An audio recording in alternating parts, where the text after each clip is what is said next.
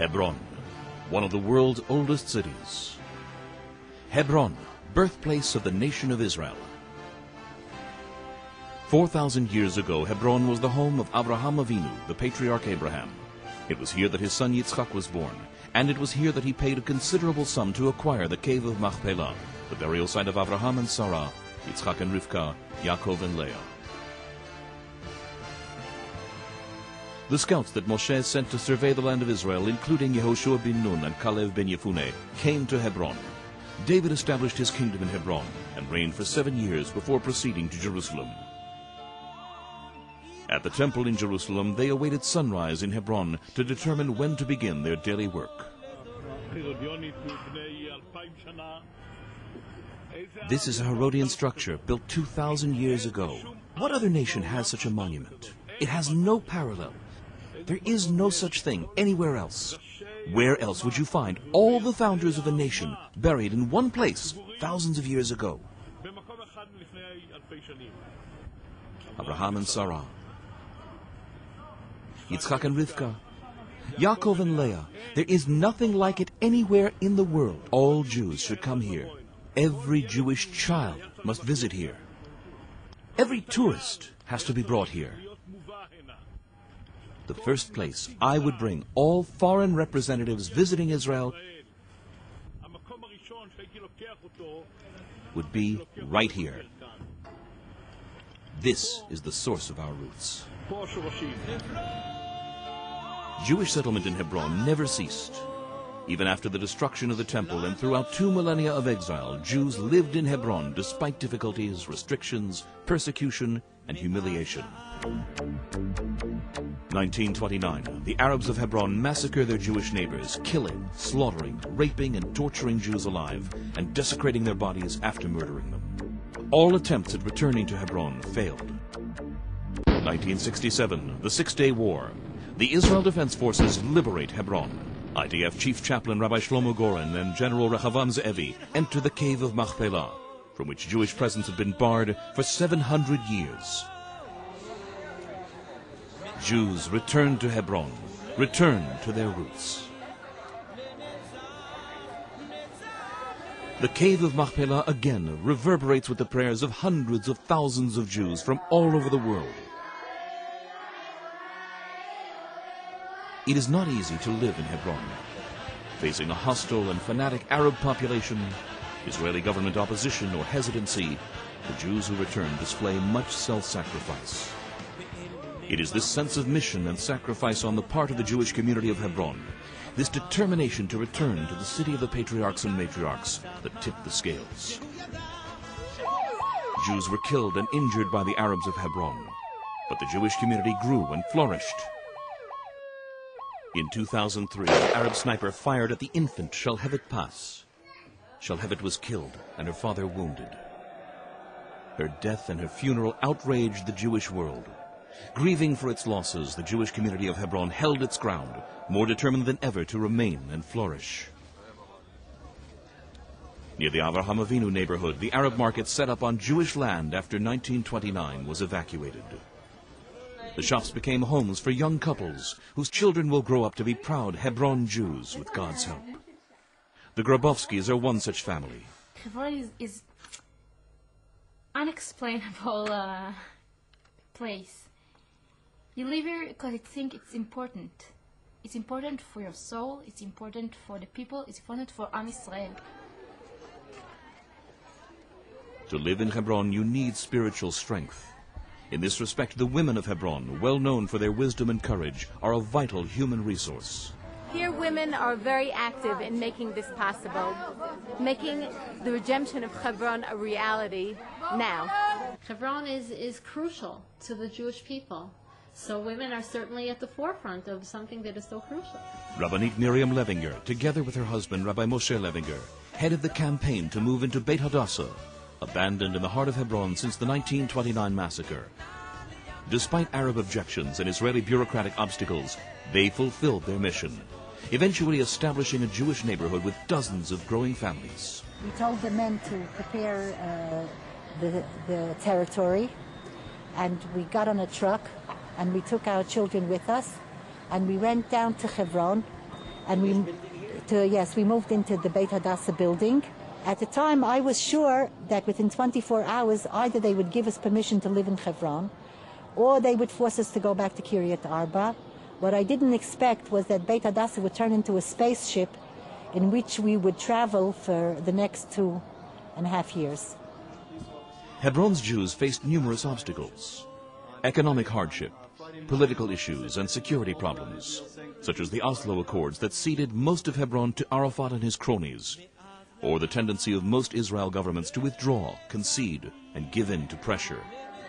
The Jewish community of Hebron has taken full responsibility for restoration of Jewish life, ensuring steady construction momentum, deep and sincere faith, natural population growth, constant expansion, urban development, and superior education for Hebron's hundreds of Jewish children. Kindergartens and schools are filled to capacity. The joyful sounds of Torah study echo through the streets of Hebron. Yeshivat Shavei Hebron began by renovating a small Jewish-owned building that had been abandoned and neglected since 1929.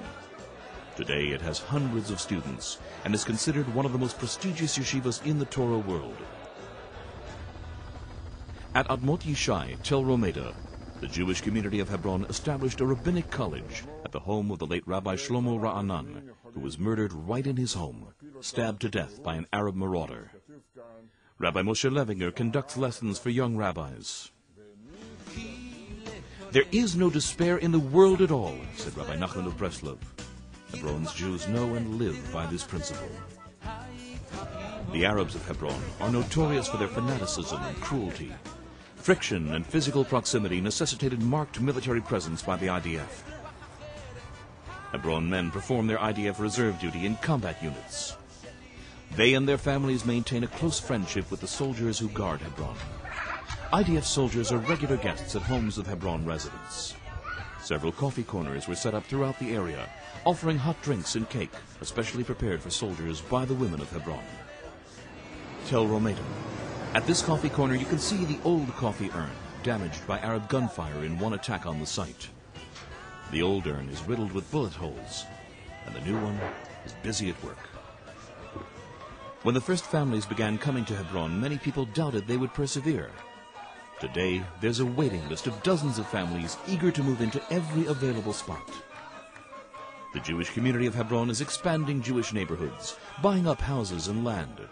Soon they'll acquire this entire street with all its shops, ensuring Jewish continuity between the Cave of Machpelah and the Avraham Avinu neighborhood, and from there to Beit Hadassah. With God's help, they will soon begin construction of an 8-story building with 30 apartments in the Chizkiyahu neighborhood. The presence of a Jewish community in Hebron is a revolution.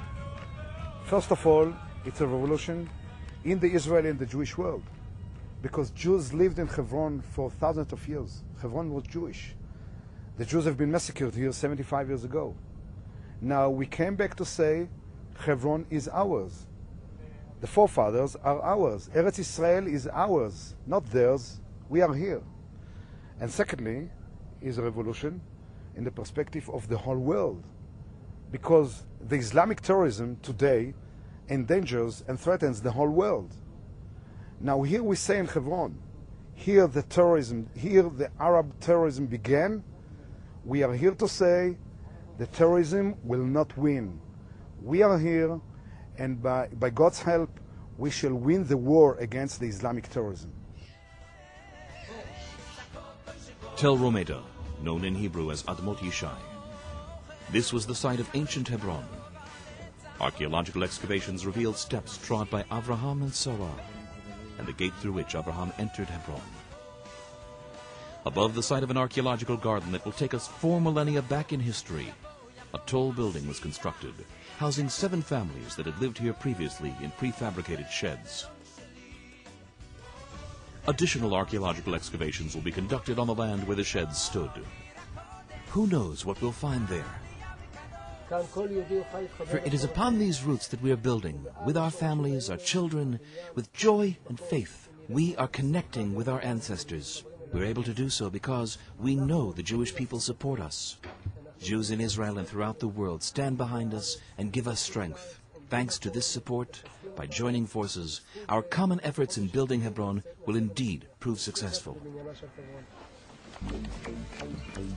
Earlier, an Arab terrorist opened fire on Jewish homes in Tel Romeda. Gavriel ben Yitzchak, slightly injured in the attack, fired his rifle at the terrorist and, together with his friends, killed him. He and his wife Bracha tell a group of American visitors what had happened to them and their children. So I ran to the bedroom, although I didn't know it was so vulnerable in the bedroom. Through the cave of Machpelah, says Jewish tradition, our prayers ascend to the Temple Mount and then to the Creator. The cave of Machpelah is the gateway to the Garden of Eden. The Jewish community of Hebron and the cave of Machpelah administration are developing and preserving the site. They acquired bulletproof buses to bring people here from all over Israel and tend to all necessary conditions for services, including Torah scrolls and prayer books, as well as regular cleaning and maintenance. A Brit Milah at the cave of Machpelah.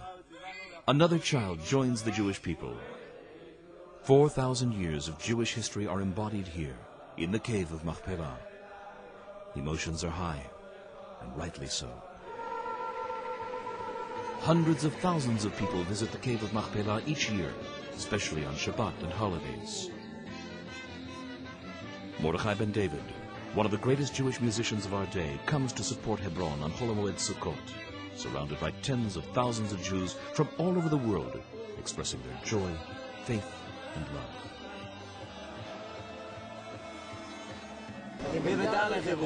אני מקריית אתא לחברון. אני באתי מעכו לחברון. וצ'ילה hasta חברון. זאת אריה חברון. מרמת גן לחברון. מנתניה לחברון. מחיפה לחברון. מאריאל לחברון ולתמיד.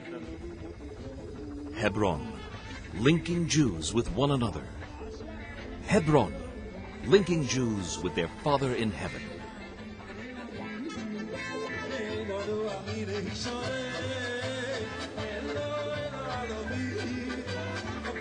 Shema